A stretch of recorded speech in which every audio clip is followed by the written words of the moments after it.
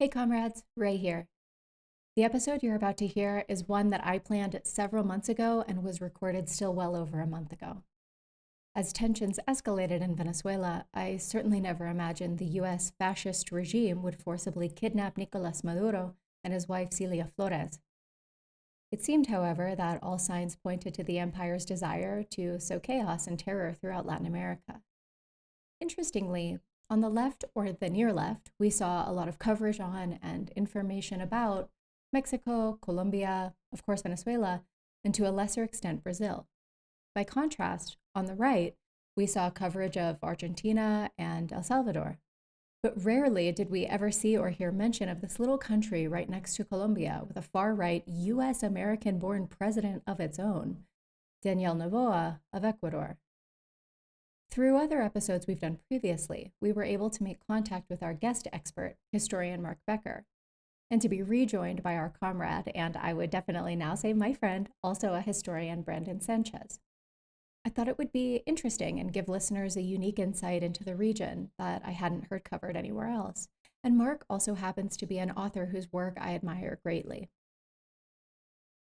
Obviously, after the escalations in Venezuela, I was kicking myself for thinking that recording an episode on a different country in the region was okay. But I can't predict the future, and I made the decision with the information I had at the time.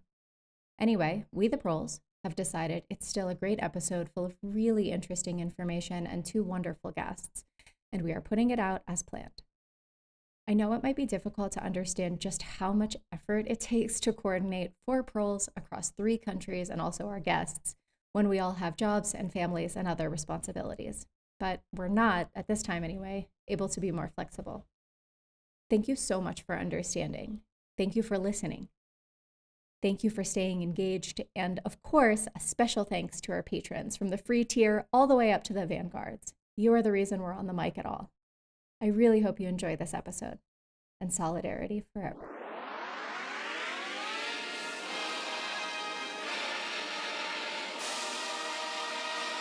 Welcome to Proles Pod.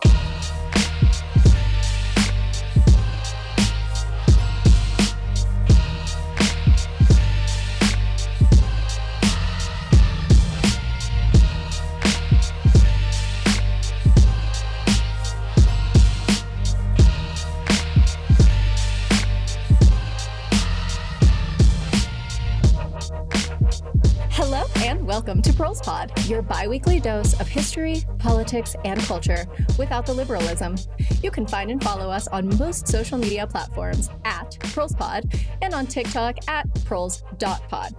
If you want to help us reach more people, leaving 5-star reviews on any of the various podcast catchers is the best way to do that. If you want to help us with our vision, you can subscribe to our Patreon over at patreon.com/ProlesPod. There's a lot of great stuff there, such as early access to main feed episodes, bonus episodes, study guides, raffles, surprise drops, and more. With more on the way. This episode is brought to you by Ecuadorian national treasure, Cristina Aguilera. Today, we're going to be talking about Ecuador, its turn toward fascism, and what that means for the rest of Latin America and beyond. But first, who do we have with us today? Small crew. It's just me, Jeremy. I'm obviously Ray. We have our returning guest and comrade, Brandon. Hey everyone, nice to be back. And now a doctor, now a PhD. And now a doctor. Yeah. We're so excited to have you, Dr. Professor Brandon. And our guest expert, who I have been fanning over for many years, and we finally get to have him on today. Hi, Mark. Hi. Hi. Hi.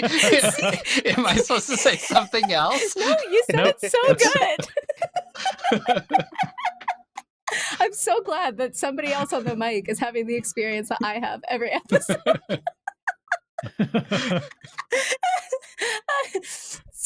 So, Mark. It's actually worse when there's more of us because, like, whenever it's time to introduce the actual Proles, we never know which order we're supposed to go in. And so it'll just be like dead silence. And then we'll like all 3 speak at the same time. And then like, it's terrible. We never get any better at it. No, we don't. Okay. Mark, where would you like to begin? Can you first tell us a little bit about yourself, who you are, what led to your interest in our subject matter of Ecuador, and things like that? Because Mark, it's not giving, Mark Becker is not giving Ecuadorian name to me. So the interest, I'm guessing the interest came from somewhere else. How long of a story do you Baby, want? we've Do you want got a short time. story or? We have got time. One thing about the proles is we're listening. We are. Okay, so let me give you a longer story and start at the beginning. I was born on a farm in South Dakota, and I'm sorry. when I turned 18, I turned 18 in 1980, and Jimmy Carter was the president then, one of our best presidents ever. And that's a joke, by the way. There's been what? I mean, sadly, he kind of was. Like, he was terrible. He kind and of he is, kind of yeah. still was one of the best. Yeah. No, he's one of the 47 best presidents we've had in the United States. Now I feel like I need to explain that joke. It's one of my favorite quips from Latin American history. Lupe de Aguirre was this crazy boss guy who was in the Amazon like about 50 years after the Spanish arrived, and he wrote this really like screw you letter to King Philip. And he said that, I'm sure that there are very few kings in hell, but that's just because there's so few of you. But even if there were many of you, none of you would ever make it to heaven. Which is kind of my attitude about presidents. It's Indeed. like, there's few of you in hell, but that's just because there's 47 of you. And Yep.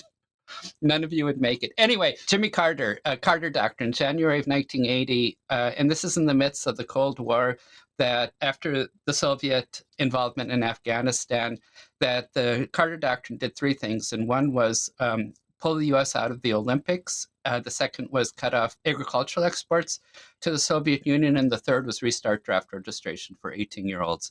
And I turned 18 years old like a half a year after that, and using 18-year-olds as cannon fodder is one of the worst things you can do, or the best things for political consciousness. So in the space of a year, my entire world flipped upside down by 180 degrees. And so like you joke about not being liberal Democrats, I've never been a liberal Democrat. I basically, at that point, my minister said, you sound like a communist. And it's like, why do I sound like a communist? Because I'm in favor of peace and not blowing up the world. It's like, okay, then maybe communism is like cool. cool. I mean, that is one of the things that happened to me on like my like progress towards being who I am today is like I kept saying to my friend, I was like, if I have to say blah blah blah one more time, then I'm just going to start calling myself a socialist. And she was like, well, why not? Why not call yourself a socialist? And I was like, yeah, why not? And then it just, went on from there. So I never passed through like a liberal democratic phase. It's like I pretty much went straight God from bless you. fascism. Well, it wasn't not fascism, but it's what we now recognize as Christian supremacy, white Christian nationalist attitudes, which is like fascist adjacent. Toward what I would now understand is the importance of workers owning the means of production. But anyway, that's a whole nother story. But this goes back to growing up in South Dakota and realizing when I was 18 years old that the world was a much bigger place than a farm in South Dakota. And so I started exploring the world. And there's a longer story there, but this is how I ended up in Latin America. And I always thought I would continue exploring the world. And I wanted to go, this is the 1980s. This is when people like Bob Dole, one of Kansas's best senators ever, again, you have to recognize the joke, was supporting the right wing in Mozambique, trying to overthrow the left wing government there that made the Contra revolutionaries in Nicaragua look like saints. And so I thought I would like eventually go on to Africa and work there. And later, when I was here in my current position as a professor, I went on a study abroad trip there and I've done other stuff in Africa. But I kind of got stuck at that point in Latin America. And well, no, let me step back one step, because I was writing my master's thesis that's was subsequently published as Mariátegui in Latin American Marxist Theory. Mariátegui was a Peruvian Marxist, the founder of the Peruvian Communist Party back in the 1920s. And so I was looking at his influence on the Cuban and Sandinista revolutions, Sandinista in Nicaragua. And this is part of a longer story that was really common in the 1980s, that people said that the Sandinistas needed to be understood as an extension of the Mexican Revolution from the 19 teens, not as an expansion of the Bolshevik Revolution or Soviet imperialism in the Americas. And so, in a nutshell, that was kind of the argument I was making, that looking at the Latin American roots of a radical tradition in Latin America rather than external roots. And a part of this too was in the 1980s, I worked in Nicaragua during Reagan's war on the Sandinistas. Mhm. And coming out of that context, when I went to graduate school, I had no desire to study US imperialism because it bored the bejesus out of me. I mean, tell me something interesting. It's like the sky is blue, water is wet. It's like when you're evacuating people over landmine roads, that Reagan's freedom fighters have landmined, and you don't think you're going to see the sunset that day because you're sure that you're going to hit a landmine and blow yourself up. You know. It's like studying U.S. imperialism is like shooting fish in a barrel. Mhm. When I went back to school for my graduate program, I wanted to understand what Latin America looked like from a Latin American perspective rather than a US perspective. And so that's what led me to Mariátegui. And so there's a longer story there. This goes back to 1990 when I finished my master's degree, was getting ready to start my PhD work. And at that point, the Shining Path insurgency was at its height in Latin America. I was traveling that summer, and every couple of days you'd hear about like the Shining Path targeting tourists in Peru and blowing something up and taking over Machu Picchu and stuff like that. So my experience is like driving on landmined roads in Nicaragua, but it's clear that going on my own to Peru is kind of stupid, if you will. And so I was looking around for a study abroad program, and all of the study abroad programs had pulled out, and most of them had moved next door to Ecuador. And I had never been in South America. And I mean, this is kind of like an imperialist attitude. It's like Ecuador, Peru, South America, it's all the same. It's like, I'll go to Ecuador then. And, not seeing any difference in the countries. A little bit of context there. I was finishing my master's thesis, and I remember waking up on the morning of February 26, 1990, rolling over, flipping on the radio, and the news came on, and it said in a shocking development, the Sandinistas lost the presidential election to Violeta Chamorro. And you just kind of feel like your entire world draining around. And this is in the context of the Berlin Wall falling. It's like the Soviet Right. Union falling apart. It seems like, for young idealists, socialists, it's like, there's no longer a path forward.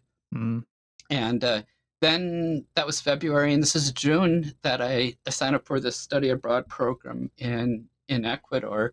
And I arrive in the aftermath of a massive indigenous-led uprising. And it just flipped my world upside down because it's like just challenged a lot of the orthodoxy that I'd come to think about, where dispossessed people put themselves at the center of political mobilizations. And this is how we talked about it, especially at that point, about how subalterns are writing the history of the world.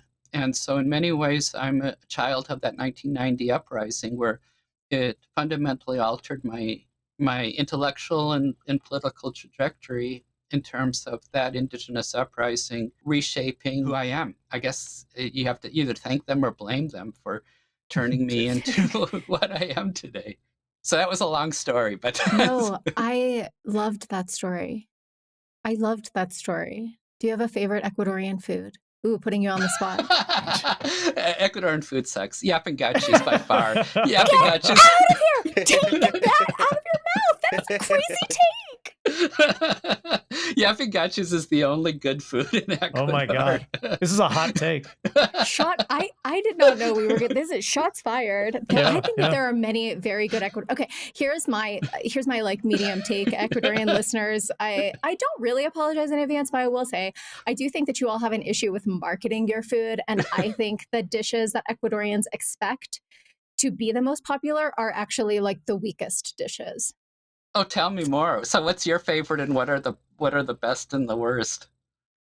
Ooh, okay. Okay. Oh, no, Mark, now I have to say the hottest take and Yeah. so You've many set yourself listeners. up for this. I've really set you guys.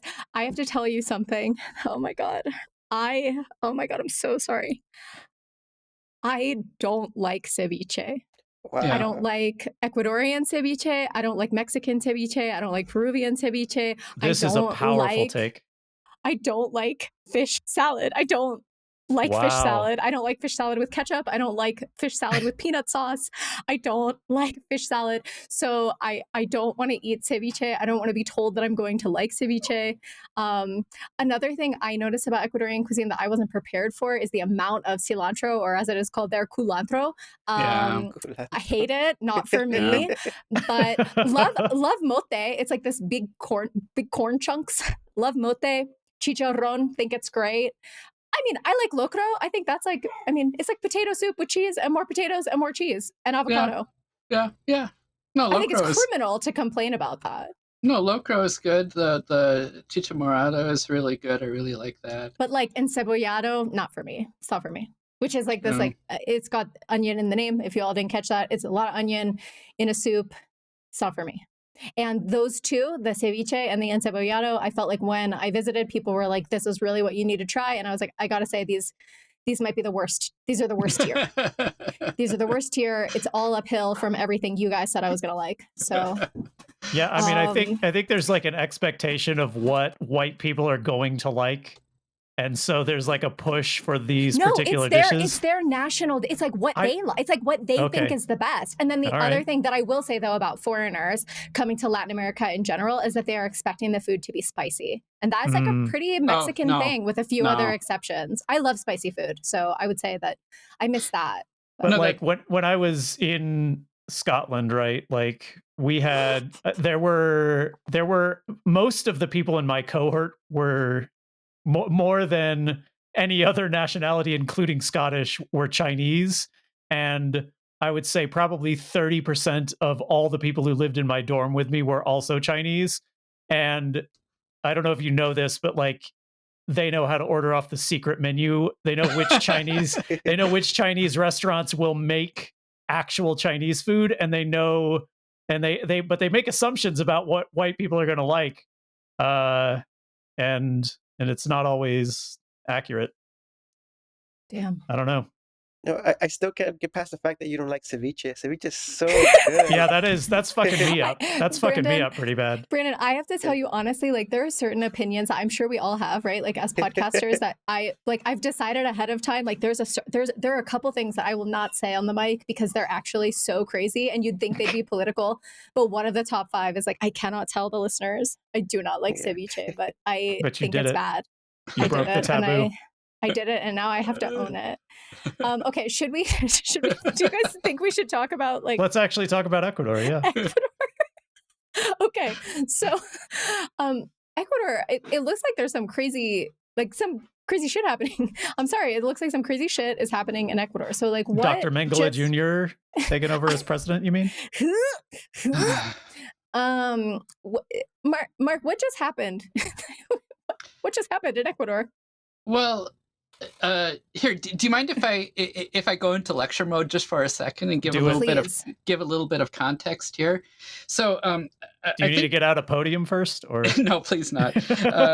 Let me go back to my own personal story about the indigenous movements, and this is another thing that I've learned. I've learned a lot by observing, accompanying, working with popular movements in Ecuador about how the world works, and so this is one thing that became really aware of, and so I've written some about this. It's like electoral politics versus a general strike, and so there's basically 3 main avenues that anybody, and this is not just the left, this is anybody, can grab power.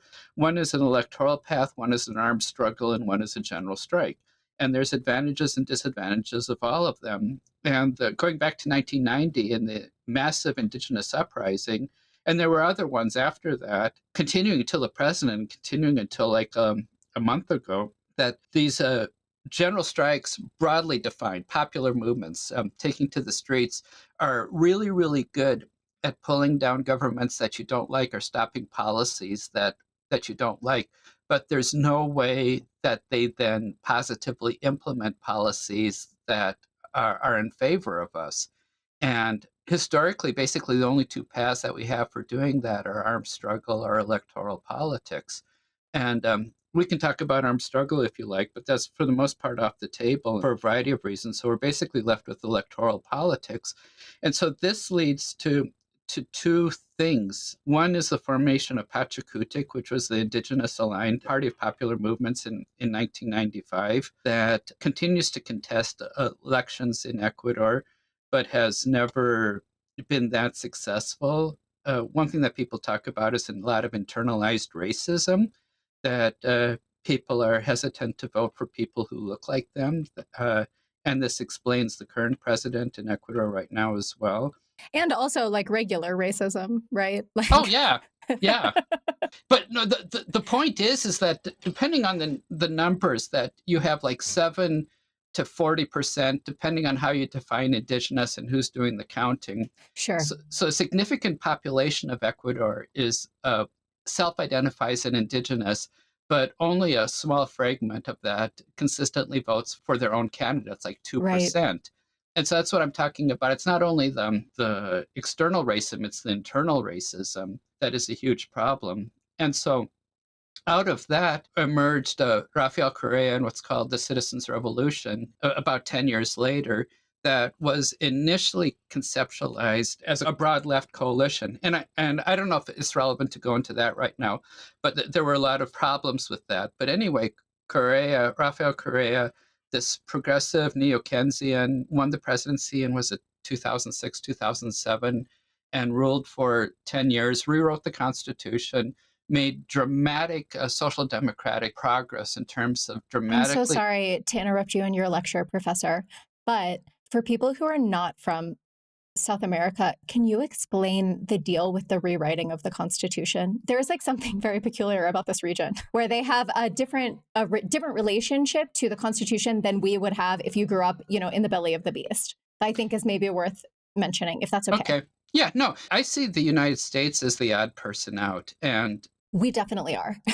And I don't know, I've never done a comparison more broadly to other parts of the world, but in Latin America, it's really, really common. You have a new government, you write a new constitution. The record is Venezuela that has 27, and if I'm not mistaken, Ecuador is second with 20.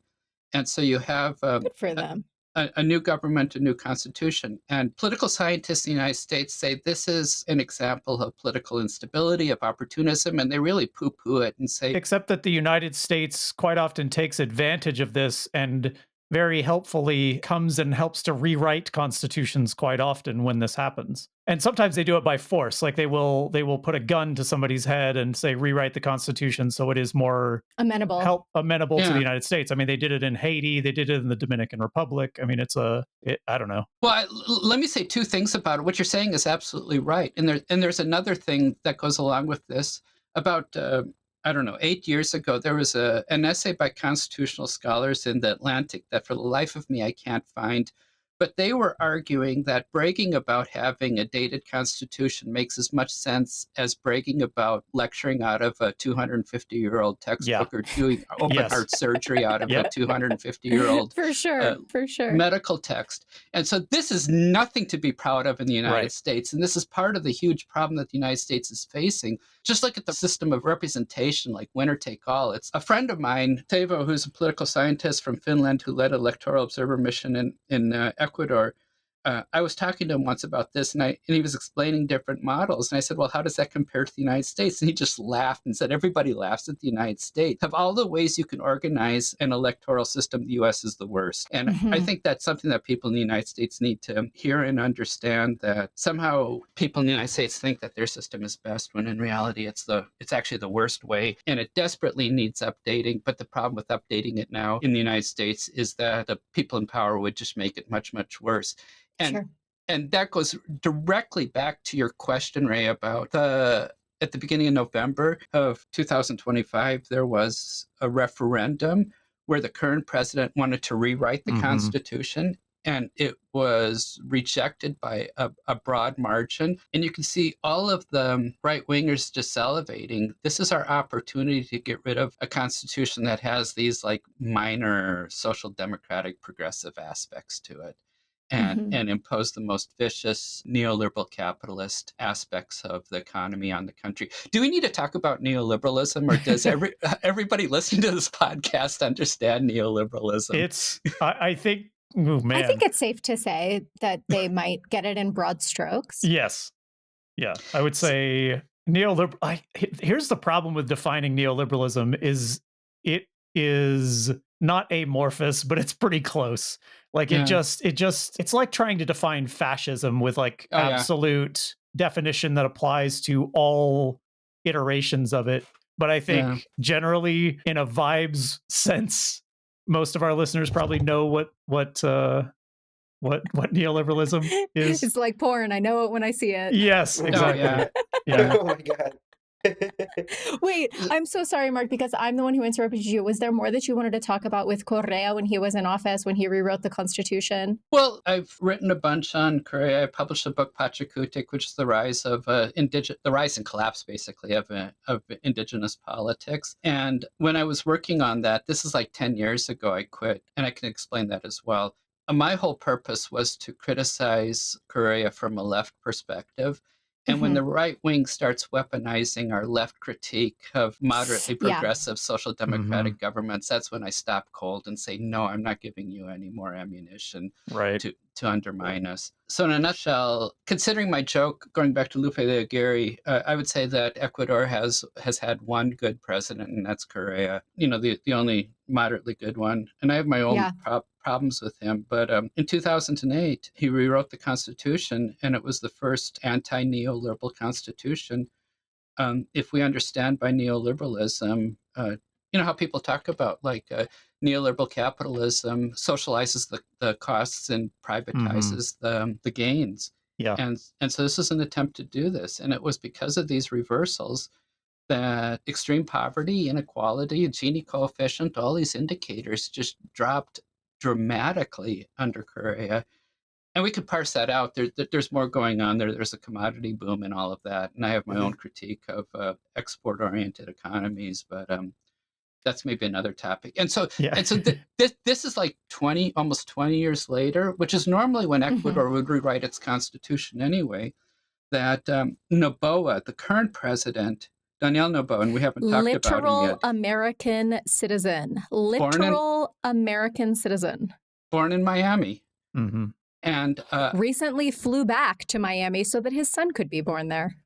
Oh, is that why they went back? Amazing. Because everything I've heard is he's going back to the U.S., but nobody knows why. I did also see something, but I don't know how credible it is, that he was like chilling with the Kennedys or something, but also because he had a child there. Oh, yeah. This is one thing I think most people don't realize, at least in my classes, is that this ruling class oligarchy, this aristocracy is global. And they're all in it together. Yeah, it's just really stunning. It's us versus them. It's class warfare. They've declared class warfare on us. Absolutely. Yeah, okay, I can remember, like, gosh, I think it was like 10, 15 years ago, reading an article about how whatever 10 or 15 or 20 or 30, I forget how many it is, wealthiest families in Europe are the same ones for 400 years. It's been the same families. It's insane. Yeah. Wild. Okay. So Noboa, once he got back from having an American-born, U.S.-born child, returns and proposes a new constitution. Is that right? Yeah. Well, we haven't talked about Noboa. Let's just take a little step back. That Noboa is a millennial and got elected a couple years ago, basically on a social media platform. And for me, it's stunning how my friends, colleagues in Ecuador, these are people from like a white mestizo, not indigenous background, talk about him. It's like, look at him. He's so white. Look at his kid. His kid is so white. They're so pretty. And that's, and Ray, when we were talking before about the non-indigenous external racism, that's where I really see it on full display. And it goes to the whole Catholic godparent type system where you want somebody as far away from you as possible. so that you have those connections. And so there's this impression that Noboa is somehow going to save us all. Sure. And for me, it's just. And I knew people that had, they're definitely not communists, but had sort of left leaning tendencies. People that I know who live in Ecuador who said that they would rather vote for Noboa than his primary opposition, which was a woman named Luisa, because they felt like, oh, well, he's like friends with Trump. So that will be like good for Ecuador. Because, you know, the US is always really good to its friends. Yeah. Exactly. Yeah. I'm friends with Satan. So Satan's going to be good to us. Last. Yeah. Correct. Unbelievable. And Luis Gonzalez, who Ray just mentioned, was the one who in the last 2 elections has run against and lost to Noboa. And she's the protege, people talk about her, of Rafael Correa, the previous progressive president. And electorally, and so they're part of like the progressive citizens revolution movement, part of the pink tide, the socialism of the 21st century that really was led by Hugo Chavez from Venezuela at the beginning of this century. And the electorally, a problem that they have in Ecuador is they have how political scientists talk about a really high floor and a really low ceiling. They have about 35% of the vote, and that's about all they have. And you can't win an election with 35%. The way the electoral system is set up in Ecuador, you need 40%. And there's a longer, that was one of the constitutional provisions. Incidentally, just to put this in context, I think it was in his second election that Rafael Correa, the progressive president, won, I don't remember the numbers, but like by 60, 70% of the vote, and he had that high popularity rating.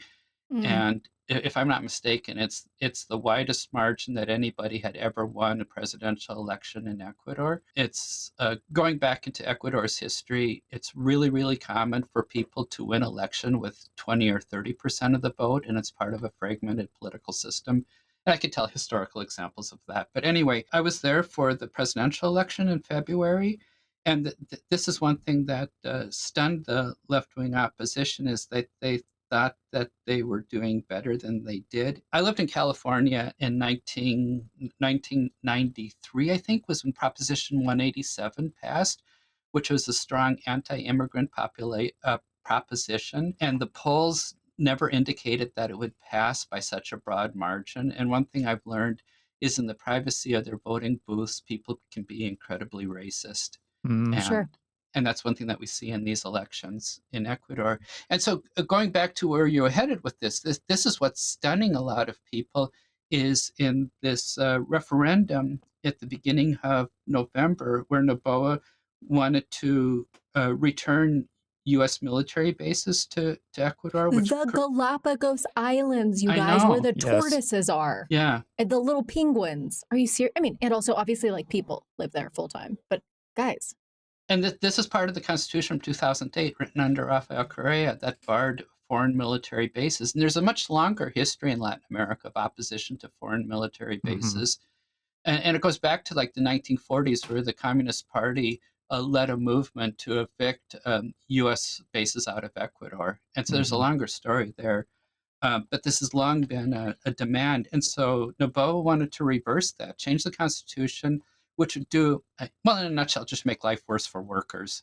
And it doesn't really go beyond that. It was part of an upward redistribution of wealth, an attempt, a process of doing that. And so the polls, well, the pundits say the polls stunned everybody, that they didn't expect Noboa to go down to a defeat like this. I don't know what more to say about that, except that if you look objectively at Ecuador, things are getting much worse under Noboa by pretty much, I don't know. Sure, any metric, yeah. Metric, that's what I'm looking for. By any metric, that Ecuador is getting better under Noboa. Do you think that the United States will bail him out the way they did Milei in Argentina? Ecuador recently took out as many, if not more, IMF loans than Argentina. Yeah. By Ecuador, I do mean obviously Noboa, not regular Ecuadorian people asking the IMF for money. Let me just say one thing about this. So I spend way too much of my time reading through archival documents, including State Department archives historically. And one thing that stuns me in these documents is often how careful U.S. diplomats in Latin America are to present themselves as not intervening in domestic politics. And occasionally you'll have US diplomats chewing out local business owners in Latin America for their involvement. They say, look, we're from the United States, we can't get involved in domestic politics. And there's a certain fallacy there. But what stuns me is just how overtly Trump is intervening in Mhm. domestic politics in Latin America, including the elections on November 30th in Honduras, where a couple of days before the election, Trump came out in support of the right wing candidate. And like we were talking about with Milei in Argentina, bailing him out and saying, and that's what he said in Honduras, is if you want any support from us, you have to vote for the right. And that's what he said in Malay. If you want any support for us, you'll have to vote for the right. And this is my read on it. And I don't know, you could take this for what it's worth, that the Ecuadorian president was one of, was it 2 or 3 presidents who shows up at Trump's election, Yep. Mhm. at his inauguration, rather. And my compas, my comrades in Ecuador, they're never clear whether he was invited or whether he just shows up. And so he seems to be one of the, Noboa seems to be one of these hanger-oners who Sure. will hang around. So pathetic. It is Ugh. pathetic. It's just the worst part of imperialist lackey. Hanging around Mar-a-Lago, there was one photo of him, and it wasn't ever clear whether he ever was on Trump's agenda, on his Amazing. schedule. It just apparently, he waits there until Trump walks by and then grabs him for a selfie. And it's just like really pathetic. And so it's not clear that Trump really knows or cares anything about Noboa or Powerful. Ecuador. Beyond, I wonder if it's not necessarily Trump, but I do wonder. And part of the reason that I wanted to do an episode on Ecuador when so many people are talking about Venezuela and also related to that Colombia and well, Venezuela's been on the left for a while, Yeah. Colombia's recent leftward turn is like the Yeah. broader regional. It seems like there's always somebody in former Gran Colombia who is willing to play nice with the US. Mhm. Oh, yeah. This is part of my take on US politics in Latin America.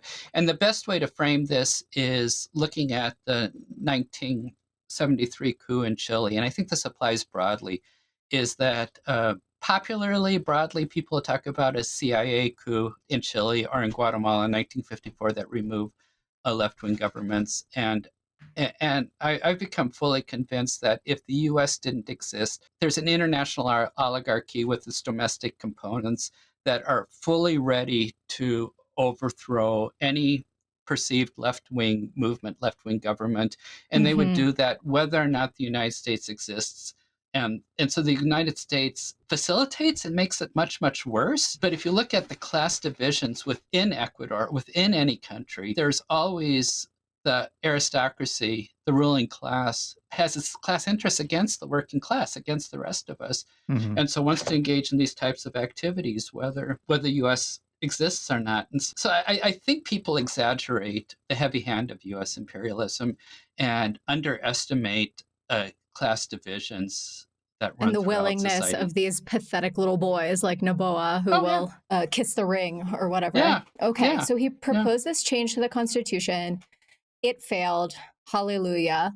But more broadly, and I don't know, Brandon, if you also have ideas on this beyond just Ecuador, but like what sort of explains the recent more rightward shift of Ecuador? And then maybe, yeah, we could talk about Argentina or other countries more broadly. I don't know what thoughts either of you have on that. Brandon, go for it. I want to hear what you say.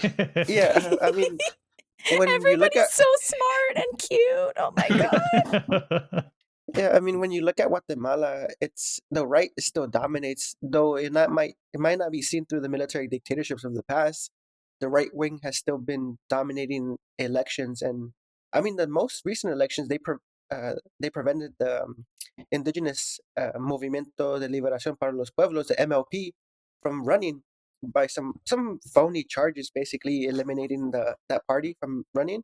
But luckily, Semilla, which did give hope to the people of Guatemala, has kind of turned to more of like a reformist party, not really doing much for the people. And some of my contacts there, Don Osvaldo, who his father was one of the guerrilla leaders in the 1960s, he just mentions how the economic situation in Guatemala is getting worse. So I guess in general, Latin America, I feel like with the material conditions getting worse, and when these so-called social democratic reformist presidents, like with Guatemalan Arevalo in the Semilla party, it disillusions people. So then what Hmm. do? They start turning towards the right wing party to see maybe they might improve the conditions here. But as we know, that just exacerbates the existing poverty and inequality in these countries. This is more broadly one of the most frustrating things for me that I'm sitting here right now on a snowy day in rural northeast Missouri, and in the time I've been here, a quarter century, when I arrived, the right wing Democrats used to still get elected here. This is now a one party state Hmm. where the crazy Republicans out primary the crazy Republicans. Hmm. And so our state senator campaigned when she first ran a couple years ago on being the Trumpiest candidate, and now she's having to deal with, as president pro tem of the state legislature, with even crazier right wing Republicans. And this is an old coal mining area in Missouri, so it's a little bit like Appalachia. It's a deeply impoverished area. And so you look at Republican economic policies, there's not a single thing that benefits this area in Republican economic policies. People don't want to pay taxes, but this is one of the areas where you have a net inflow of Hmm. taxes. And so it's like it's in your own economic advantage to say yes, raise our taxes because you'll benefit from it. And so it's that lack of class consciousness that basically just drives me crazy that I don't know Hmm. how to explain. And so it's not just Ecuador; it appears to be global, and I don't know how to explain it, except that I think that there's narratives that play well to the right, and one of those is security, and that's one of the ways that Noboa got elected. And this is a broader theme of what's happening. Gustavo Petro, the moderate president in Colombia, he laid this out in a way that made sense. That cocaine used to travel northward in the Caribbean, and for reasons I don't remember, that flow reversed and now goes through Ecuador and out into the Pacific. And Ecuador has always played a role in the drug trade, but it was a money laundering role. And now drug trafficking is going through Ecuador. And as in Mexico, it leads to like intense warfare between different cartels, between different groups trying to control that drug trade. This is why I first went in 1990 as this little island of peace between Colombia and Peru that had both guerrilla insurgencies and were considered to be really violent. And now Ecuador is the most violent country in the world, depending on what metrics you're looking at. Sure. And so Noboa basically weaponizes this for people to support a right wing agenda. And so that And to militarize the police force and the military yeah, against the civilian population and to get people yeah, to just say, okay, yeah, this is really helping. I feel So so safe. so in Guatemala, that's something similar because the yeah, gangs, the pandillas, are very much prevalent, especially in the western part of Guatemala near the San Marcos, Huehuetenango especially. But in the region where my parents grew up in Champerico, a lot of my family has recently migrated a couple months into the U.S. And one of the reasons was because one of my cousins, he had a car wash business there, but then everyone who has businesses there has to pay like a tax to the yeah, pandillas Yes. for protection. So then the a lot of these vacuna.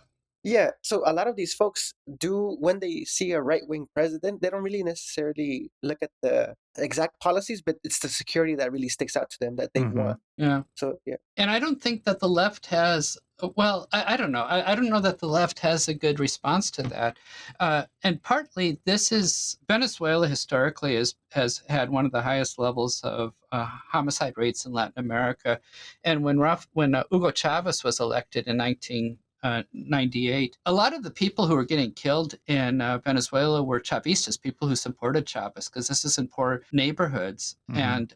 And it didn't appear that Chavez was doing anything about it. And for a while, I thought, well, Chavez is really stupid. Your own people are killing each other. And then I started thinking that, well, he's really being smart about this because his social democratic policies were leading to plummeting poverty and inequality rates, and so life was getting dramatically better for people in these poor neighborhoods, and poverty and crime rates parallel each other, Hmm. and so he was going to the so this is for a while my interpretation on Chavez. He was going to the structural issues rather than Noboa is doing, but ultimately Chavez wasn't really successful, and I don't know if any of you have any ideas if the that if the left really has a good proposal for how.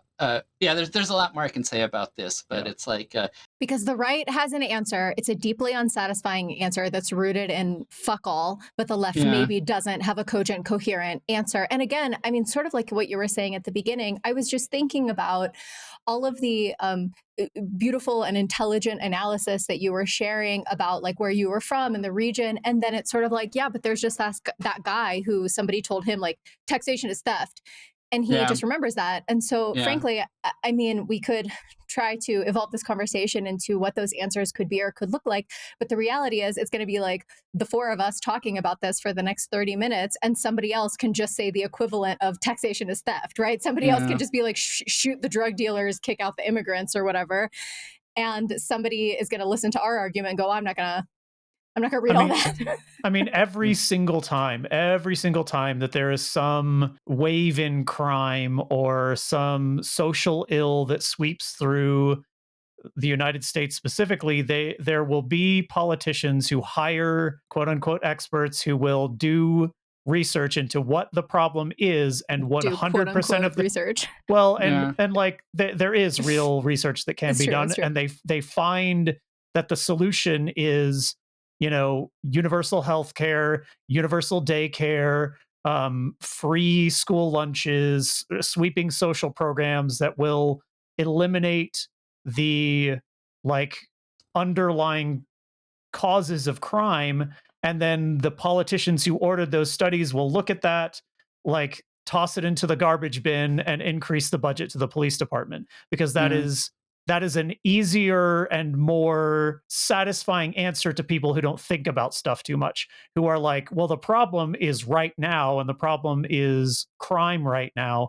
And it's more complicated when you're talking about the international drug trade, because you can't just decrease the level of poverty enough to drive down the desire to take drugs in other countries. So that's not really the same sort of situation. Sure. I think this is speaking to the limits of the electoral path to improving the material conditions of the working class, particularly in the global South, because they are still beholden to the United States and its insatiable desire for blood. Because if they do, they'll go that route, and then they Mark's are point, suppressed. Right? Their own internal owning classes desire for blood, right? Correct. It's a shared international bloodlust. Yes, yeah, exactly. But like this is sort of the limitation to Venezuela's social democracy, kind of, is that they cannot suppress their own bourgeoisie under the current structures that they have. But if they were to take on that sort of more, let's just call it authoritarian because people like that term, like that path, then the United States is way more likely to intervene, on behalf of the bourgeoisie, as opposed to now where they just sanction them to hell. Yeah, going off, Jeremy, what you were talking about, one thing that just stuns me is that decades ago, the Rand Corporation, a right-wing capitalist think tank, did this study and demonstrated how, in terms of the effectiveness of different methods of drug interdiction, the most successful is providing support to the user, and the least successful is dropping glyphosate on coca fields in Colombia, doing at the source. And this is something that we've understood for decades, but yet Trump is determined to blow up these boats, that it's not at all in the Caribbean and the Pacific, that it's not at all clear that they're carrying drugs, when we know that if he were really serious about ending drug abuse in the United States, he would do like a social democratic for all of its faults approach and improve treatment in the United States. And that is the most effective way of eliminating the drug problems that he claims that he's trying to solve. I would take him a lot more seriously if he would like execute the Sackler family. Yeah, no, exactly. But he doesn't actually care about, and he does drugs. It's very clear that man was like a cokehead, and probably still is for his entire young life. All of his friends, I bet Pete Hegseth is just a fiend. But like, I don't. It's such an unbelievable premise that these dudes who are very clearly drug users themselves are ready to go to war with the cartels. Like it's such a strange. Yeah. I don't understand it. Like really, I don't. I was just going to say also the U.S. military themselves are drug dealers. So it's very clear that nobody is invested in like fixing this problem. And how this ties specifically to Ecuador is that my friends in Ecuador say this isn't true, but there's all this indication that most of the drugs coming out of Ecuador are in banana boats that are going to Europe, not the United States. And that Noboa's also, for those of you, those of you who listened to our episode with Beth, what industry is Noboa's family in? If anybody remembers, bananas. That's right. It's the old United Fruit Company, which has its own sordid history, and so there's conspiracy theories that say that Noboa is up to his nose in drug trafficking of cocaine on his boats to Europe. That there's no way that he cannot know that. And my serious political friends, academic friends in Ecuador say that's just conspiracy theory. There's no evidence of that. And so they don't give it much legitimacy. But from me, this is my outside perspective. I don't see how Noboa can in any sense be innocent of drug trafficking, that he must be deeply involved and must personally benefit from the drug trade, which then seems like the whole contradiction. It's like, this doesn't play well then with Trump blowing his,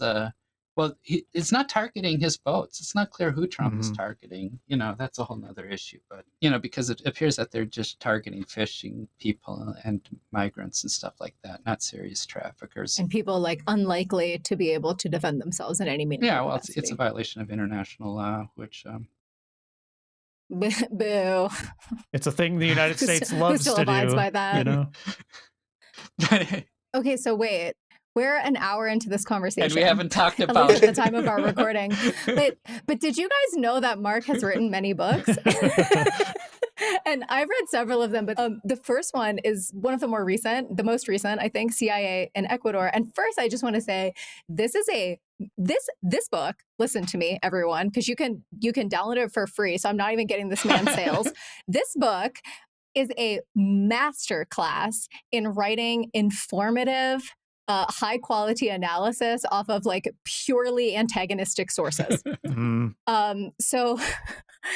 So Mark, would you be willing to tell us like about the book? So sort of like what's the premise of the book, and then also like what period are we talking about? And then maybe you guys, the rest of you guys, I think you know a little bit about history, could chime in to try to suture together like what time period, what's going on in this time period. Yeah, don't buy a copy of the book. Go and download a copy. It's like my last royalty statement from Duke University. I forget what it was. It was like minus $74 or something like that.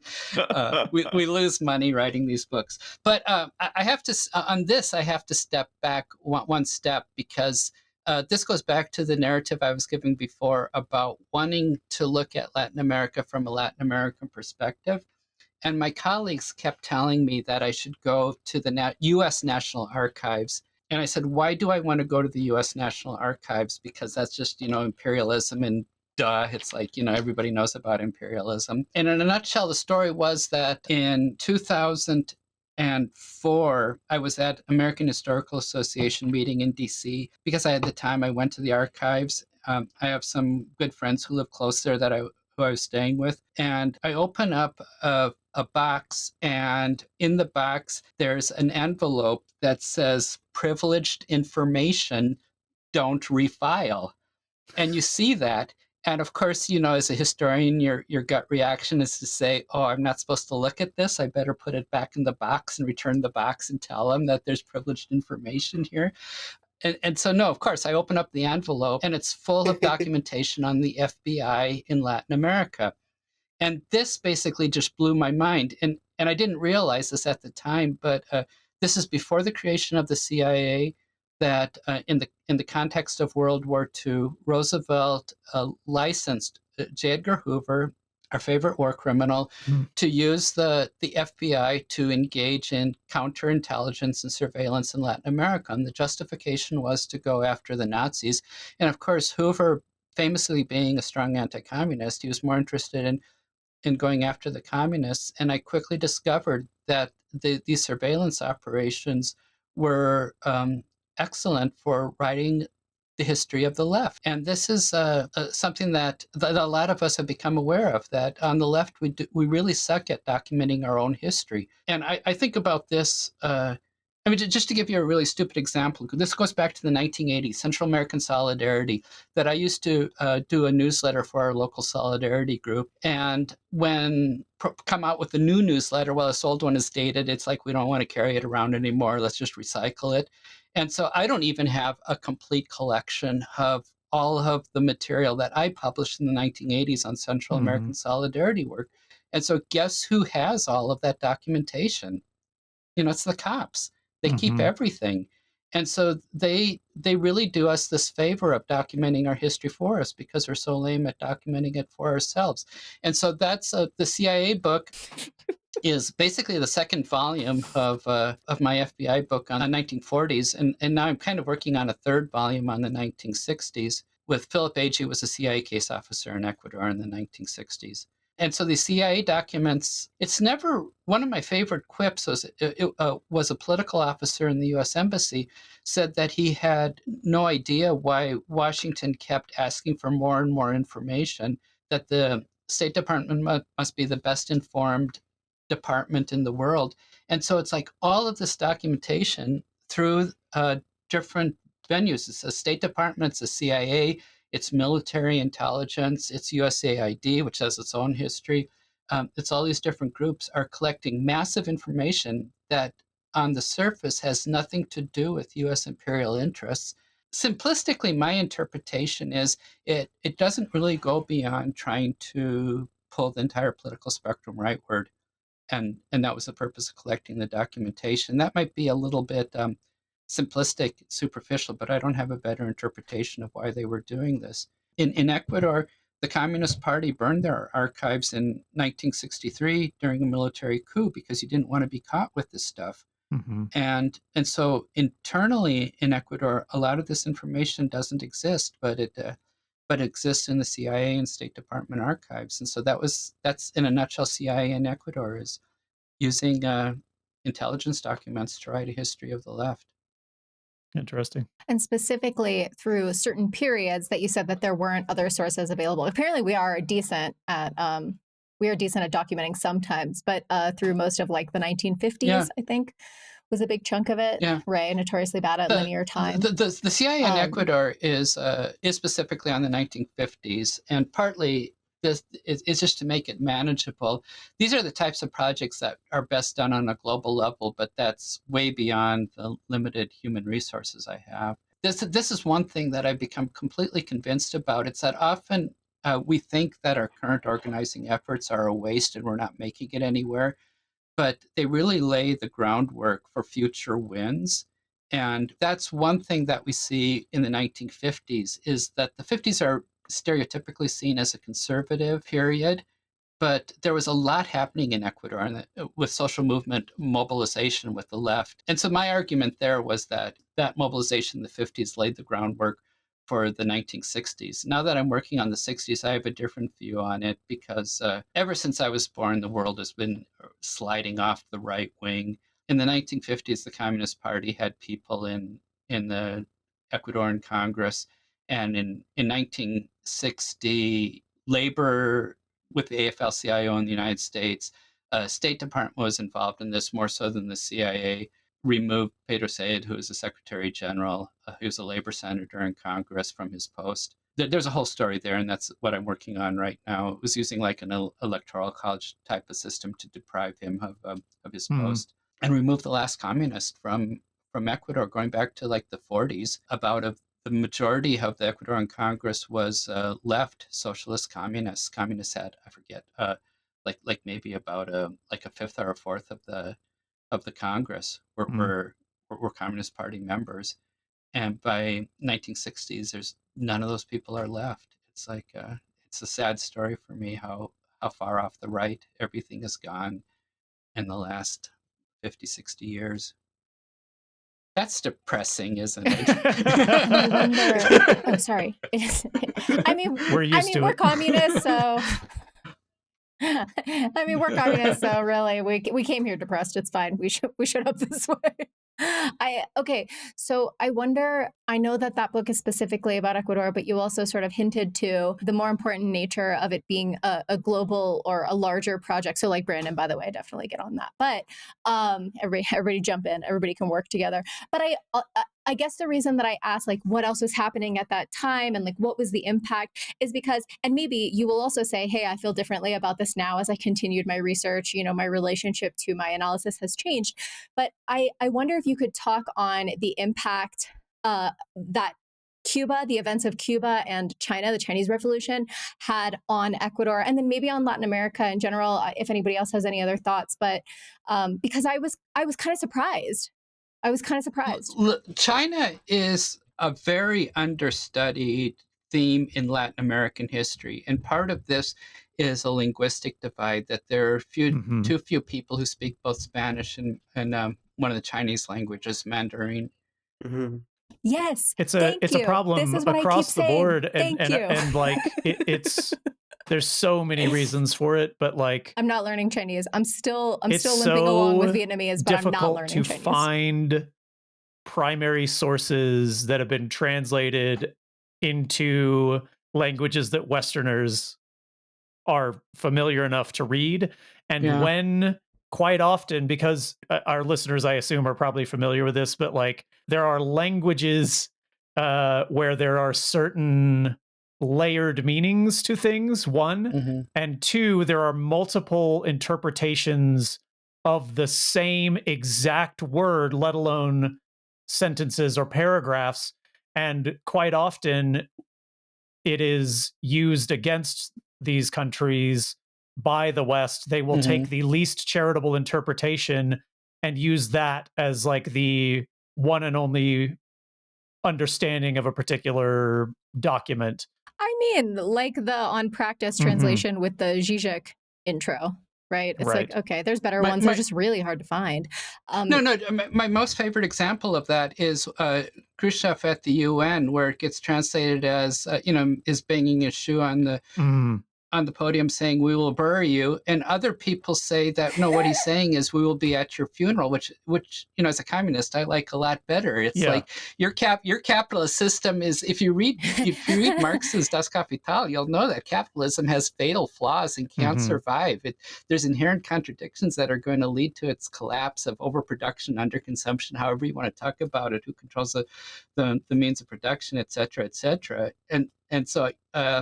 And so it gives an entirely different meaning, saying that our economic system is superior to your inferior system, and it's like, you just have to face the reality that yours is going to collapse, and that Mhm. we're the future of the world, and it's that optimism that I just find really admiring.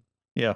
Yeah. To go back to the Maoist aspect of those ideas coming to Latin America, there's a book called Trans-Pacific Revolutionaries by I Matthew love that. Rothwell.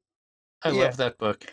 yeah. It sheds light more to the Maoist inspiration Yeah. in South America, but not really Central America. Like in No. Guatemala, there was some Maoist tendencies, especially with Yon Sosa and his guerrilla group MR13. But it was mainly the Vietnamese experience that was being used in the Guatemalan guerrilla struggle throughout the 60s, Yeah. 70s, and 80s. It's interesting to see like why the Vietnamese experience took root there and not really the Chinese experience in Guatemala. And that's something I want to look further into but again, it's the whole linguistic divide. Understanding the Vietnamese language and looking at these sources is going to be a tall task. I'll get there. Give me Yeah. another If- 15 years and 20 years of study, and I will finally be If competent. anybody is listening to this and is thinking of making the mistake and going to graduate school, listen to what we're saying. This is an understudied topic that needs a lot more research. And so 5 years ago, I was invited to go to China. I've never been to China. And so I started accumulating all these sources, a lot from the CIA on Chinese involvement in Ecuador. And I was surprised how much stuff I was running around, because there's this whole narrative that nothing is out there.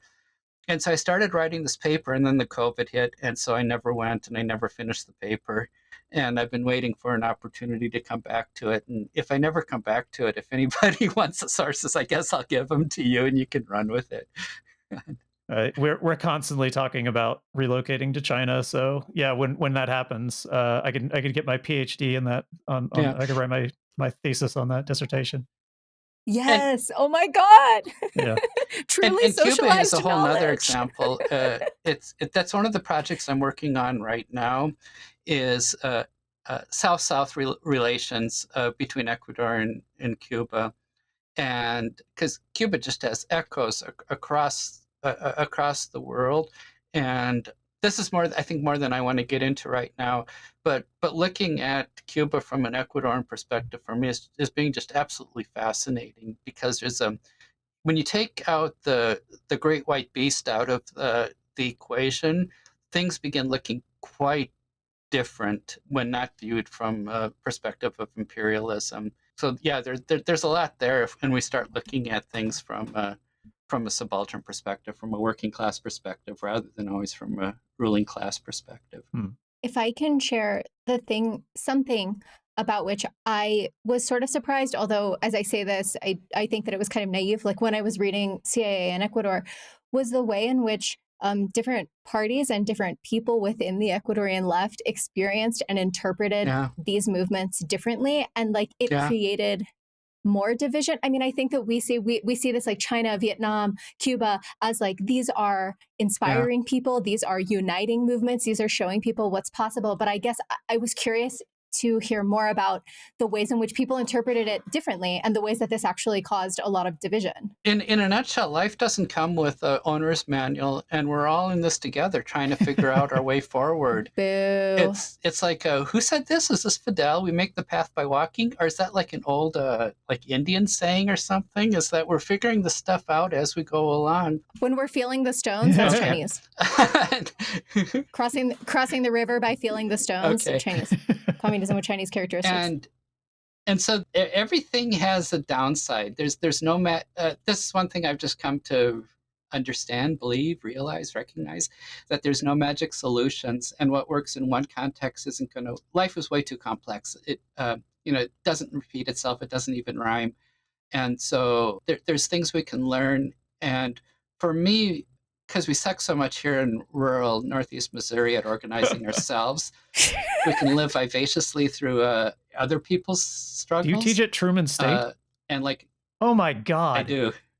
When I was What? 18, I was going to Baylor University, and I dated someone who went Yeah. to Truman State University, and I used to drive like 20 hours or whatever it is to go see her. Unbelievable. I'm There's nothing. sorry.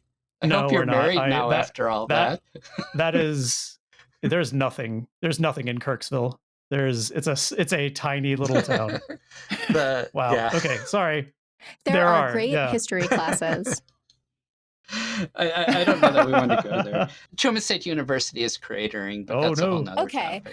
topic. So I naively expected that people would be like, "Oh my God, Chinese Revolution, we love it," and actually, it just made like weird Trotsky bullshit. There's always been divisions on the left, and if you let me just give a minor history lesson that historically we understand the left is emerging out of three tendencies. One is the anarchist, like a working class general strike type movement. The second is utopian socialist, like Edward Bellamy looking backwards, which most of us poo-poo as being really naive.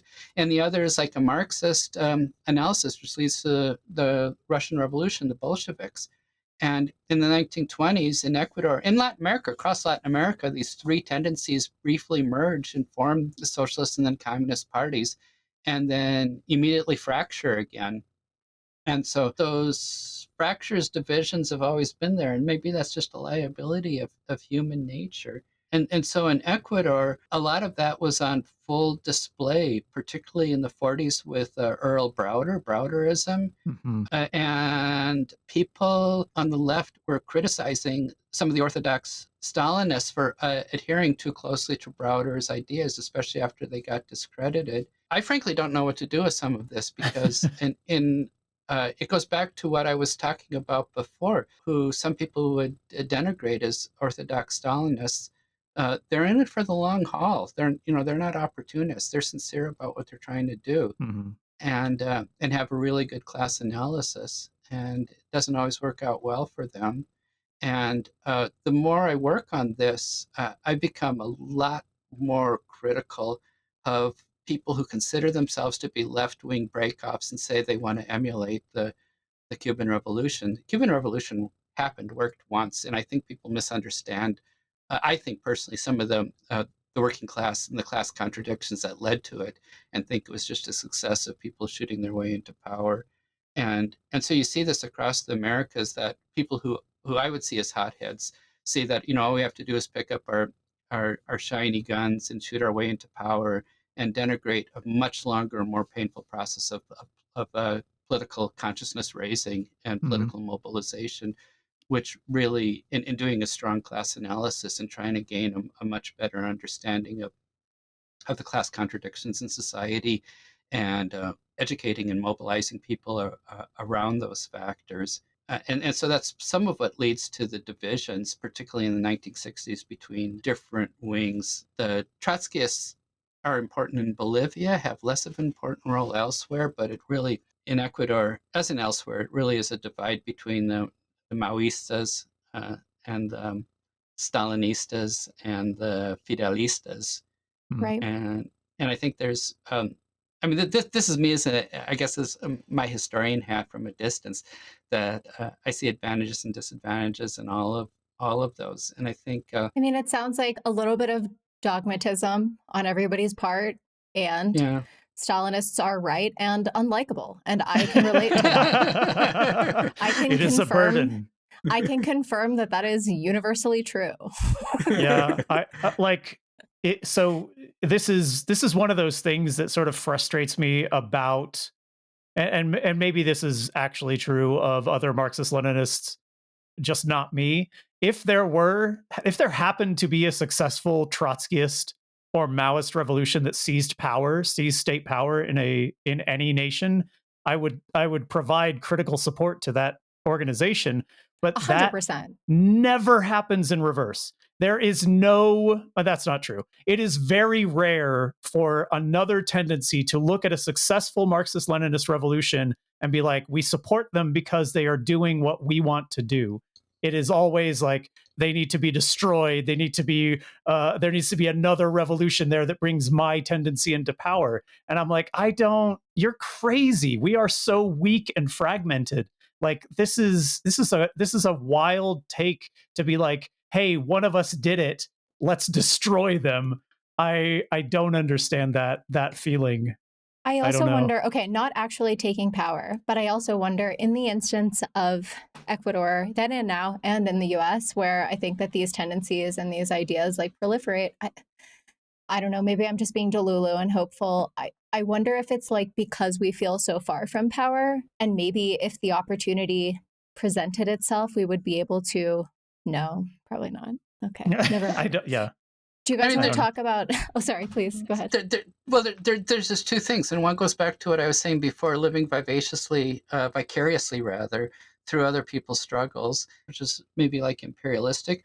And the other is maybe nasal grazing. But I learn a lot by studying these struggles, and it's like I'm not alone. Other people have gone through similar issues and dealt with similar things, and so I think there's a lot. I love studying this history, the history of the Mhm. left. And not just the left in the exact moments that it works, because as you Mhm. said, for every successful revolution, there are the decades and sometimes centuries that create the conditions, both like of course the external material conditions, but also the left doing what it can to form Yeah, I, I, consciousness, mass power I for those can't things to happen. I can't understate how much my own political formation and understandings of the world have been really informed by Ecuador, by these social movements, by the political left in Ecuador. For me, it's just really inspiring, which is why I continue working on this. And so that kind of brings me to the second book that I'd like to talk about, which is my favorite of your books. So I will be devastated if you say I don't agree with any of it anymore. And it deals with the indigenous people, indigenous organizing, and its relationship to the Ecuadorian left. So previously, listeners, we did an episode on some of the indigenous communities in the Ecuadorian Amazon to try to bring about like some level of consciousness in countries that don't have the same makeup as a lot of like Western countries, and that have the advantage of like a large united, united in some ways and powerful in some ways, left that is also indigenous. And so I didn't know if you wanted to talk about that book, my favorite book.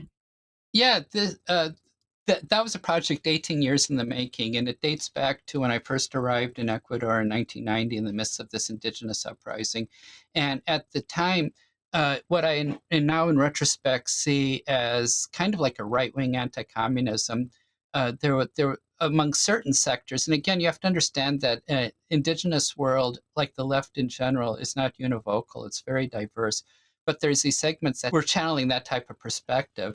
And so there was a narrative that the indigenous movement started allied with the Communist Party, with the class analysis, and then it moved to an ethnic analysis allied with the Catholic Church. And now in the 1990s, it was an ethno-nationalist interpretation analysis that we built ourselves. And I have problems with that that last phase that I won't go into right now.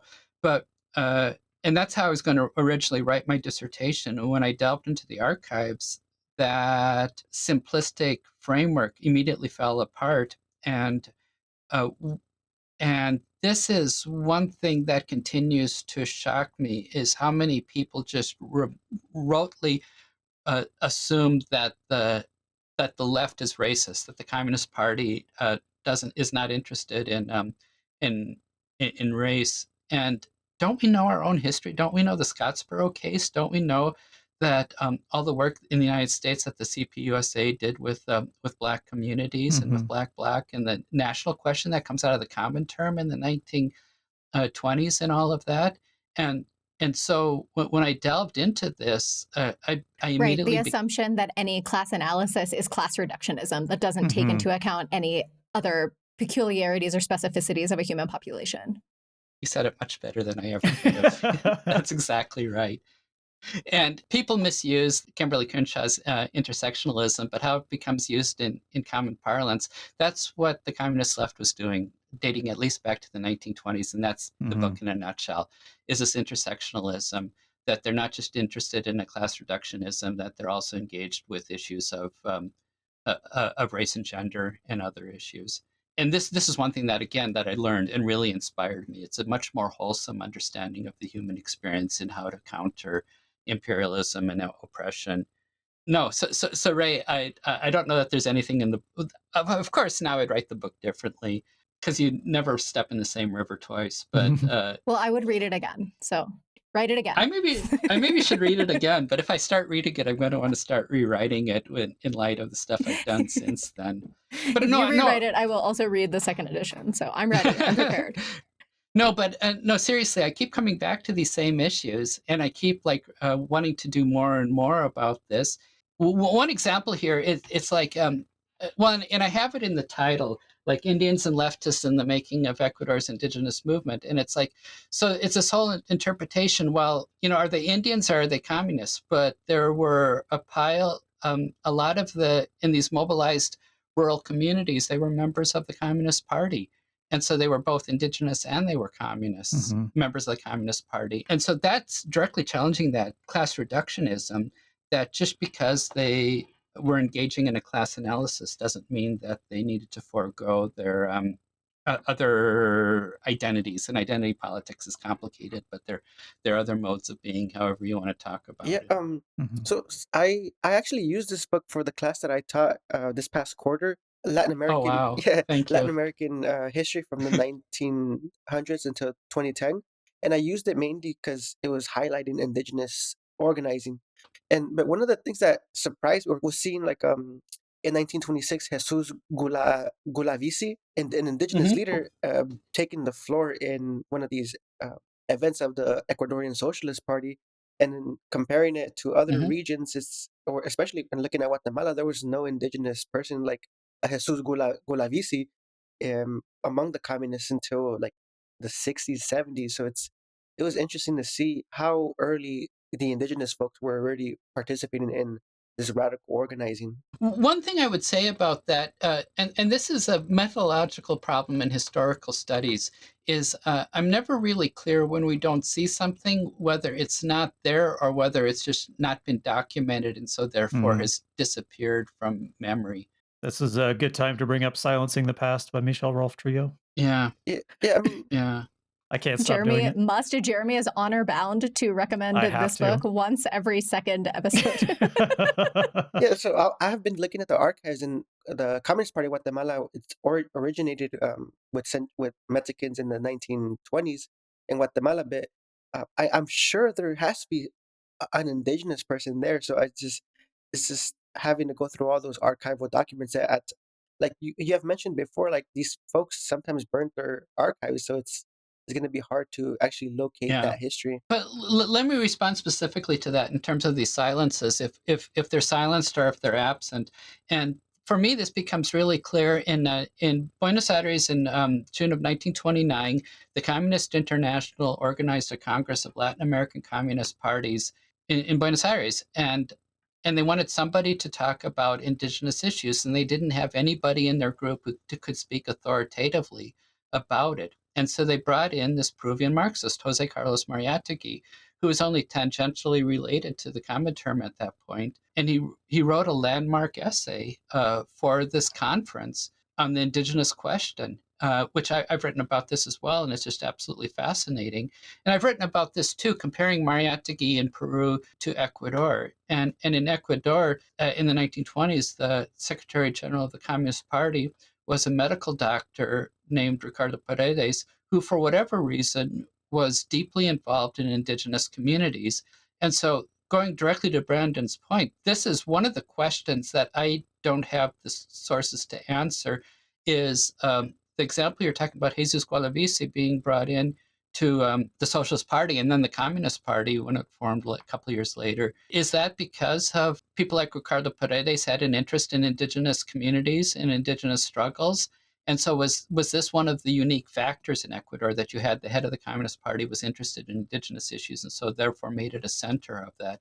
And one of the things I lay out in that book that's just absolutely fascinating is that the right always wants to talk about outside agitators, about other people coming in, and so that's always a common narrative that if only it weren't for if it only weren't for communist instigators, these rural communities wouldn't be causing these problems. But in Cayambe, where I did my dissertation research, yes, for people who didn't believe in COVID, they really think so many things are contagious. Yeah.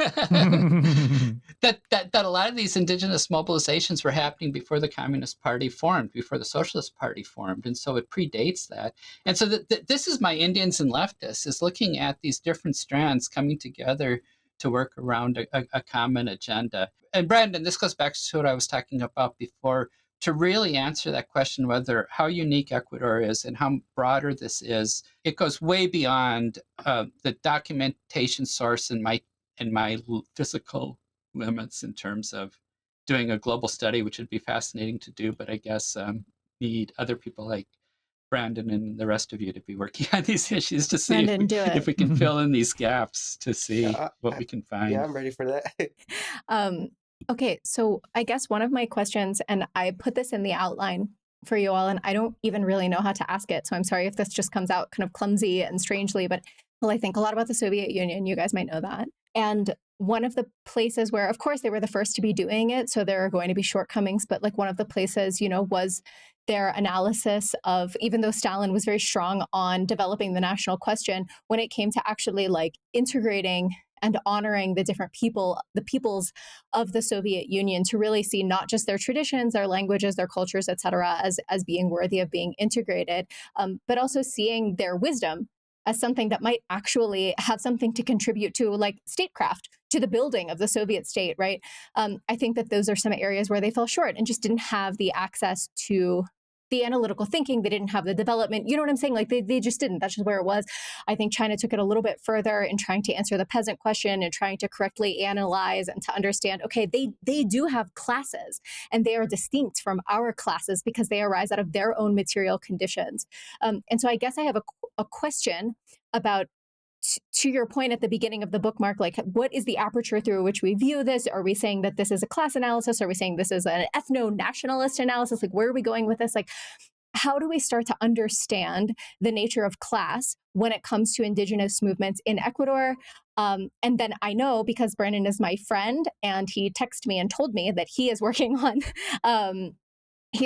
some writing about indigenous Marxism, and I'm going to harass him until he comes on to our show to talk about it. But I wonder if we can start here to examine, I don't know anything about class analysis, indigenous Marxism. I'm so sorry for my clumsy question. Anything that comes up. Well, one thing I talk about in the book, Indians and Leftists, is how you have different groups of people coming together that have resources that reinforce each other in a lot of ways. And so people in the rural communities, haven't read Das Kapital, don't have a sophisticated analysis of Marxism, but they have the lived realities that often people from the intellectual world who've read Marx, don't have that lived experience. I think they reinforce each other, and so it's different aspects of a movement that come together, and in Ecuador come together, in my analysis, from my perspective, quite successfully in terms of having intellectuals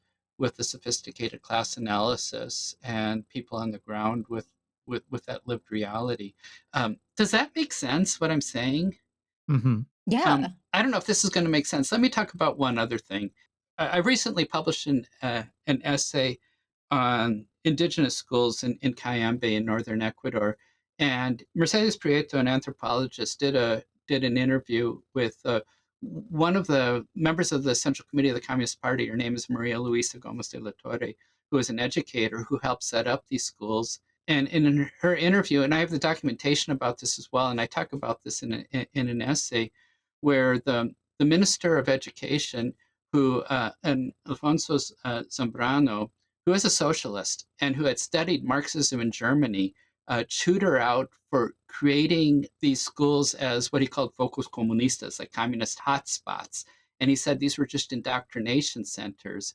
And and they engaged in a real spat. And for me, this is just fascinating how, in Gomez de la Torre's memory, how their conversation went. That she says he quizzed him and says, that despite studying Marxism in Germany at the university and being a member of the Socialist Party, that Zambrano, this Minister of Education, confessed to have only a limited understanding of Marxism because it's a really complex. If you've read Capital, you'll know just how complex of Hmm. to get your mind around it is. It really takes dedication to understand it. And so he acknowledged that he didn't grasp every aspect. And so then Gomez de la Torre, the communist educator, just asks him point blank. It's like, how could these children, these little kids, who their first language is Quechua, the vernacular language in rural highland Ecuador, and are just beginning to understand Spanish, how could they understand communism? And she tells him, don't be so stupid. It's like, these are not centers of indoctrination. They're centers of culture and learning. And it's something that I've tried to wrap my head around, because is Gomez de la Torre in saying that these kids, and by extension people in these rural communities, that they can't understand communism, is Hmm. that being her like a rich white woman just being really condescending to a subaltern population, and saying it's like, they're too stupid to understand this? It's like, that's not what we're doing here. And that kind of conflicts with what I was talking about earlier about people's class analysis emerging directly out of their lived experiences. And that's one of the proverbial circles that I've been thinking a lot about, that I don't quite know how to square. I mean, I think that this is where standpoint epistemology comes in, right? The idea Mm-hmm. that my lived experiences are valuable, but they don't automatically give me the correct analysis, right? My mother died several years ago of breast cancer, and she also had a lot of anxieties around being a part of the medical system, which is actually part of, unfortunately, why she died, because she wouldn't receive medical treatment early because she was scared to go to the doctor. But my mother would have had lived experience, firsthand lived experiences of being a cancer patient, cancer treatments, things like that. But that still led her to the analysis that like her doctors were doing experiments on her, which like by all metrics of her treatment, she was just receiving the standard treatment that she should have received, right? So it's like, well, Yeah. it would be really good if you wanted to improve the conditions for people undergoing cancer treatment to include people who have lived through cancer treatment, but not everybody's opinion is that which we may call a standpoint. A standpoint has to be an opinion that is like sharpened by analysis, you know? And so if we were to do that, it's like, well, we could bring in cancer patients, but also we should probably bring in like oncologists, you know, because whether or not they've had cancer, they probably know things that somebody else wouldn't. Sorry to choose such a macabre example. I probably could have chosen a better one, but you know what I mean? It's like, we have to synthesize both of those things in order to arrive somewhere that's viable. Otherwise, we get the sort of like believe trans women. And it's like, okay, is that Caitlyn Jenner? Which one? Is that yeah, I mean, and there are many opinions in the opposite direction based on better analysis, because Vietnamese guerrillas and Guatemalan guerrillas and school children in the Soviet Union and school children in Cuba went and taught Marxism to illiterate peasants. So no, I don't think that that's a very good counter argument to the fact that these were communist indoctrination schools. I mean, there probably are good ones, but like that's not a very good one, I don't think. Yeah. Brandon, do you want to talk about indigenous Marxism? Yeah, I mean, since you're an expert, since you're a historian. yeah, well, I did want to ask Mark if like a form of indigenous Marxism. Well, before I get into like what I'm researching recently with the article I'm trying to write, like did an indigenous Marxism is form in Ecuador? Oh, I would argue absolutely yes. And I think when I wrote, and this is maybe one way that I would have to back off some of my analysis of Indians and leftists, because it was after this published that I feel like a lot of what passes for the left is bending over backwards trying to disprove the thesis of what we're calling indigenous Marxism that I'm trying to channel in that book. And because I was trying to argue that the left is not racist, and then we see leftists who are incredibly racist, and at the same time, my understanding of the multivocality of the diversity in indigenous communities has become much more complex. And we see this in the contemporary indigenous movement in Ecuador, that there's right wing. It's a very diverse movement. There's a right wing indigenous part of the movement. And so being indigenous, and I think that was a bit naive. Ray, you were asking before if I'd write the book differently. I think I was maybe a little bit naive in that book about those two aspects, about not recognizing just how racist the left could be and just how right-wing indigenous movements could be. But at the same time, at least here in Ecuador, there is a very strong movement. Another way, Brandon, that I think about this is, before I was talking about these three trends that formed the modern left in the 1920s: the anarchists, the utopian socialists, and the Marxists. And in Ecuador, there's a historian, Enrique Ayala, who talks about the breakoff of the Liberal Party, like a radical left, also joins the socialist movement as a fourth wing. And I add to his analysis, the fifth wing are these indigenous movements that are emerging out of a social movement organizing that I have a lot of admiration for, coming out of that grassroots perspective. That's a lot of, where I situate myself in terms of my interpretations and alliances. And so simplistically, superficially, Brandon, that's what I call it the indigenous left, but you could see it as indigenous Marxism. And that is still a very strong movement in Ecuador today. In the last election in February, Leonidas Issa was the quote indigenous candidate. And he was very much of an indigenous Marxist, and he openly embraced His book is that. also really good, by the way, listeners. You should pick that up. It's in English. They have an English version. His book is really nice as well, and he came third place in the election, if I remember correctly. And he's young. He can run again. And he, before I was talking about that the indigenous left usually only in the presidential election only scores 2% of the vote, and he scored 5% of the vote, which doesn't sound like a lot, but it's like, more than twice of what the left is. And I'm going to say this, and maybe our Western listeners are going to balk at this, but like from a Latin American perspective, he also like aesthetically looked the part. If Yeah. you look at other indigenous politicians, they tend to dress in a Western way and kind of like acquiesce to be like, I'm representing the everyman or whatever, to gain popular support. And he did not, and got to 5%, really looking and being and presenting indigenous and really super grassroots movement. And being and explicitly about, I think he openly identified himself as a Marxist. Hmm. In his book, he certainly does. And the book title I have right here is Uprising, the October Rebellion in Ecuador. We see this too in Guatemala, like Telma Cabrera, who represented the MLP. She wore her Yeah. indigenous outfits, Yeah. and it just shows to the Yeah. continuity of the indigenous Marxism that arose, especially they arose within some indigenous intellectuals, but also within the guerrillas themselves. A lot of these folks would then be studying Marxism, and then they add their own indigenous concepts of the class Yeah. struggle to that. But one of the things that really sticks out Yeah. to me is the aspect of internal colonialism that they make clear in the indigenous Yeah. Marxism that arises. But something else that they Yeah. do pinpoint that pushes back against the right wing movement of indigenous social movements in Guatemala is a need to have a state power, but to also establish what they've referred to in the 1980s as a federalist state. But now we see this evolve Yeah. in the 21st century into being a plurinational state of different nations in Guatemala. So we see that continuity happen, but Yeah.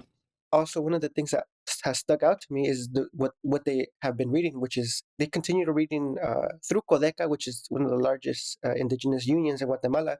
They read not only Marxist texts, but they also emphasize heavily Franz Fanon's anti-colonial work too. So Yeah. it's good. It's inspiring, but it's also like there are various contradictions that are emerged in Guatemala. Like I've mentioned, they were prevented from even running because Telma Cabrera had run in the 2018 presidential elections, and I believe she had gotten around 10% of the vote, and that was huge monumental for anyone because Yeah. previously the only indigenous person who had run was Rigoberta Menchú, and she didn't even score over 5% of the vote. So there's still Yeah. the indigenous movement now. It seems like they have momentum right now to actually create Yeah. change through hopefully in the future obtaining political and state power. Yeah, there's a lot of good parallels between this history in Ecuador and Guatemala on a lot of different levels. Yeah. Do more episodes on our show. Do more episodes on our show. Okay, I have one question to sort of wrap up on the main feed, unless there's anything else that you'd like to talk about on this episode, in addition to coming back for more episodes.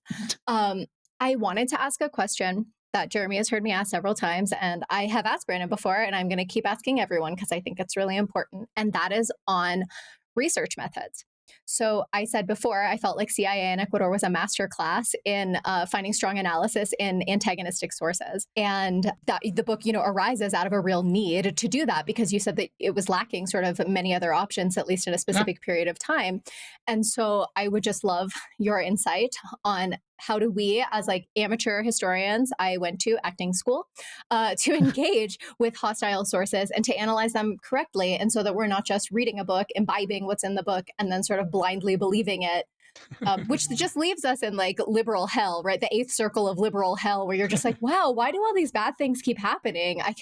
So weird. Well, off the top of my head, I think there's two things. As historians, we work with the sources we have, not those that we wish we had. Mhm. And so that's always a strong limitation. I forget where this comes from. There was an old joke in Cuba where the Cuban government should pay people for criticizing the government. And for me, and for certain sectors of the left, that goes to a core of what it means to be left is to critically question everything and not just blindly follow. And so if you study, including in the US, the CPUSA, this is like going back to the 20s. This is part of communist indoctrination, if you will, is engaging in critical Ruthless thinking. critique of all that exists.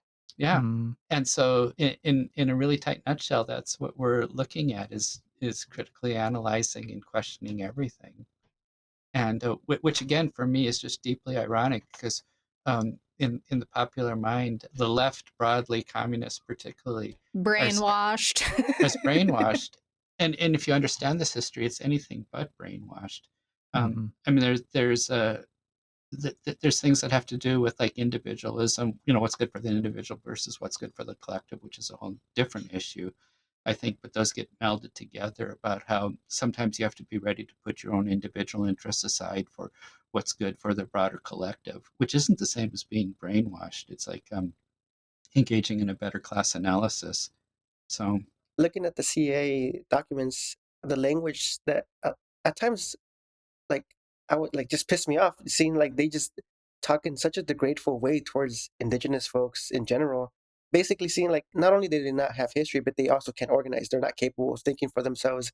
So a lot of these sources that I found, it just basically seems like they're just being indoctrinated. But it's you have to read. Oh my God, right. The whole like, and also in the CIA in Ecuador, right? Like with the Moscow Gold, that they were like, well, indigenous, these are the people, these are the same people that are like, oh, the pyramids in Egypt were built by aliens because you can't believe that like Egyptian people just made those. Yeah. It's like the same thing as like, oh, the Soviets must be pulling the strings because indigenous people couldn't have thought of this. I would say two things in response to what Brandon just said. One is, again, I just said about how similar Ecuador and Guatemala are, but from the point of view of empire, in terms of imperialism, these are really, really different histories.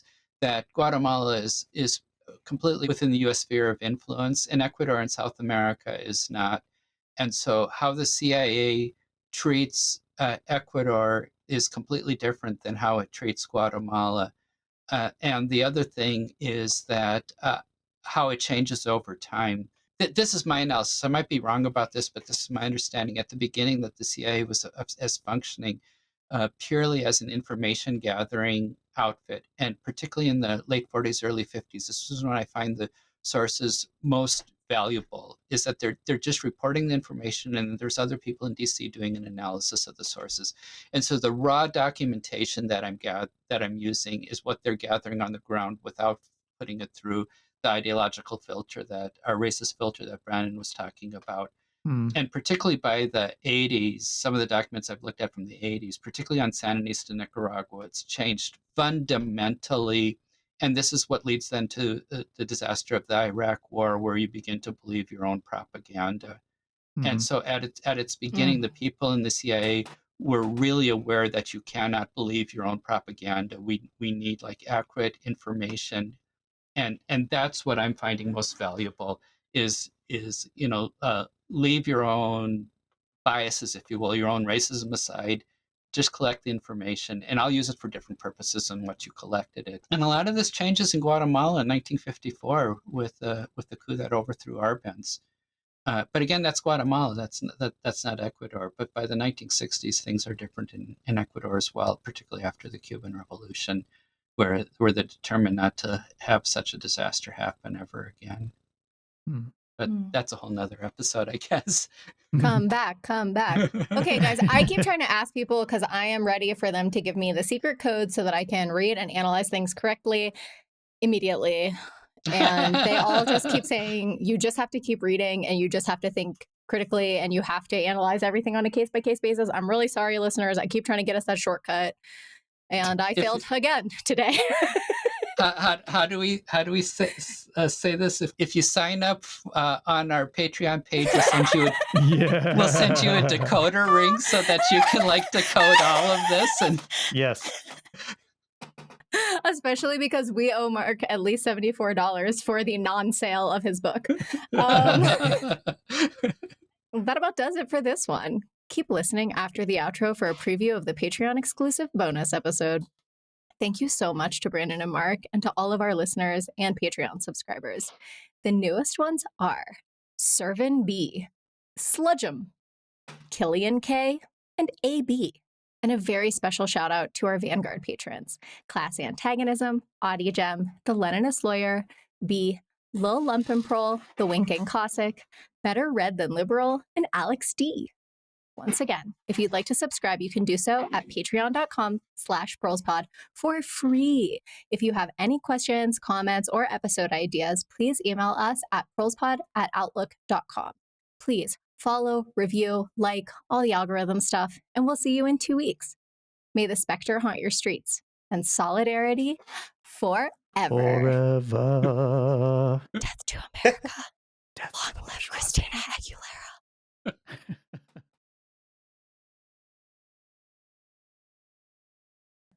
Mhm. Yeah, anthropology is really an extractive industry, and this is like in Ecuador, in that Latin America as a whole, going back particularly to the 70s. This is why anthropologists get such a bad name, because they come and take the stories and then sell them for profit. Basically, they get Sorry, jobs. Jeremy, we love you. There's it's okay. There's all sorts of, I mean, it's true. Like, and even worse than that, they quite often in the early 20th century would take their stories and give them to the US State Department in order to more Yeah, effectively yeah.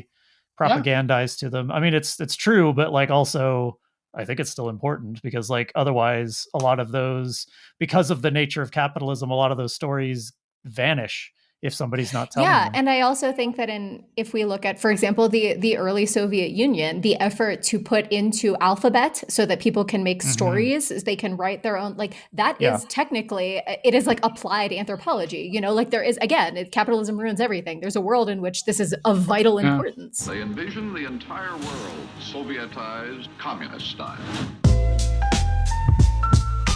Communist style. Communist style.